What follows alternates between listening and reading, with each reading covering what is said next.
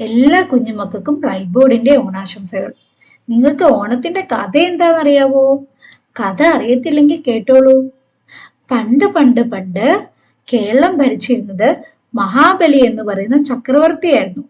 നമ്മൾ ഇന്ന് മാവേലി എന്ന് വിളിക്കത്തില്ലേ? ആ മാവേലി തന്നെയാണ് പണ്ടത്തെ മഹാബലി. മഹാബലി എന്ന് പറയുന്നത് മഹാവിഷ്ണുവിന്റെ പരമഭക്തനായിരുന്ന പ്രഹ്ലാദന്റെ കൊച്ചുമകനായിരുന്നു. മഹാബലി വളരെ ദാനശീലനായിട്ടുള്ള ചക്രവർത്തിയായിരുന്നു. അദ്ദേഹത്തിന്റെ ഭരണത്തില് ജനങ്ങളെല്ലാം സന്തുഷ്ടരായിരുന്നു. കള്ളവും ചതിയും ആദികളും വ്യാധികളും ഒന്നുമില്ല. എല്ലാം കൊണ്ടും സമ്പൽ സമൃദ്ധമായ രാജ്യമായിരുന്നു കേരളം പണ്ട്. മഹാബലിയുടെ കീർത്തി ഭൂമിയും കടന്ന് അങ്ങ് സ്വർഗലോകത്തെത്തി. എത്തിക്കഴിഞ്ഞപ്പോഴത്തേക്കും ദേവന്മാർക്ക് പേടിയായി മഹാബലി സ്വർഗലോകം കീഴടക്കുവോന്ന്. അപ്പൊ അവര് പേടിച്ചിട്ട് മഹാവിഷ്ണുവിന്റെ അടുക്ക് ചെന്നിട്ട് പറയും, പ്രഭോ, മഹാബലി വിശ്വജിത്ത് എന്ന് പറയുന്ന യാഗം നടത്താൻ പോവാണ്. ആ യാഗം നടന്നു കഴിഞ്ഞാല് മഹാബലി കൂടുതൽ കരുത്താർജിക്കും. പിന്നെ അധികം സ്വർഗം കൂടി കൈയടക്കും. സ്വർഗലോകത്തുനിന്ന് ഞങ്ങൾക്ക് പോകേണ്ടി വരും. ഞങ്ങളെ രക്ഷിക്കണേ എന്ന് പറയും. അപ്പൊ മഹാവിഷ്ണു പറയും, ഞാൻ ആലോചിക്കട്ടെ, ഞാനൊരു ഉപായം കണ്ടുപിടിക്കാം, നിങ്ങൾ സമാധാനമായിട്ടിരിക്കാൻ പറയും. എന്നിട്ട് മഹാവിഷ്ണു വാമനൻ എന്ന് പറയുന്ന ബ്രാഹ്മണ ബാലന്റെ രൂപം ധരിച്ചിട്ട് മഹാബലിയുടെ അടുക്ക ചെല്ലും. മഹാബലി യാഗം നടത്താനുള്ള തയ്യാറെടുപ്പിലായിരുന്നു. യാഗശാലയിലേക്കാണ് മഹാവിഷ്ണു നേരെ ചെല്ലുന്നത്. യാഗശാലയിലേക്ക് ആര് ചെന്ന് എന്ത് ചോദിച്ചാലും മഹാബലി കൊടുക്കുമായിരുന്നു. ഇത് മഹാവിഷ്ണുവിന് അറിയാമായിരുന്നു. അദ്ദേഹം അവിടെ എത്തിക്കഴിഞ്ഞപ്പോഴത്തേക്കും മഹാബലി വളരെ സന്തോഷത്തോടു കൂടിയിട്ട് മഹാവിഷ്ണുവിനെ സ്വീകരിക്കും. മഹാവിഷ്ണു ആണെന്ന് മഹാബലിക്ക് അറിയത്തില്ല. അറിയാതെയാണ് സ്വീകരിക്കുന്നത്. എന്നിട്ട് പറയും, അങ്ങക്ക് എന്താണ് ആവശ്യം, എന്താന്ന് വെച്ചാൽ ചോദിച്ചോളൂ എന്ന് പറയും. അപ്പം വാമനൻ പറയും, എനിക്ക് 3 അടി മണ്ണ് വേണമെന്ന് പറയും. അപ്പൊ മഹാബലി പറയും, അതിനെന്താ, 3 അടി മണ്ണല്ലേ ഉള്ളൂ, അതങ്ങ് എടുത്തോളൂ എന്ന് പറയും. അപ്പം അദ്ദേഹത്തിന്റെ അടുത്ത് അസുര ഗുരുവായ ശുക്രാചാര്യരുണ്ടായിരുന്നു.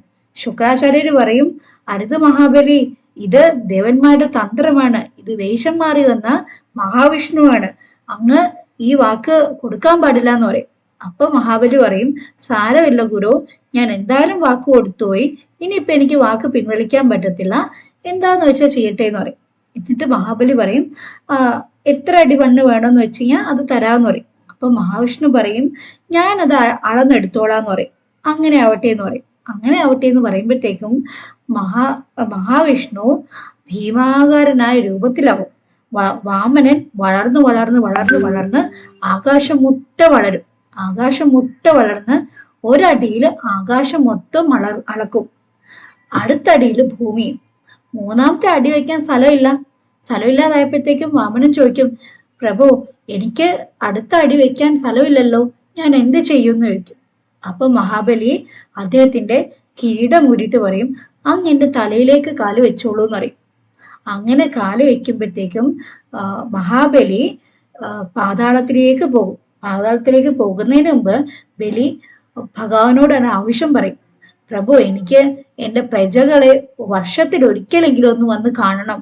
എന്റെ പ്രജകൾ സന്തോഷത്തോടെയാണോ ഇരിക്കുന്നത് എനിക്കൊന്ന് കാണണം, എനിക്ക് അറിയണം എന്ന് പറയും.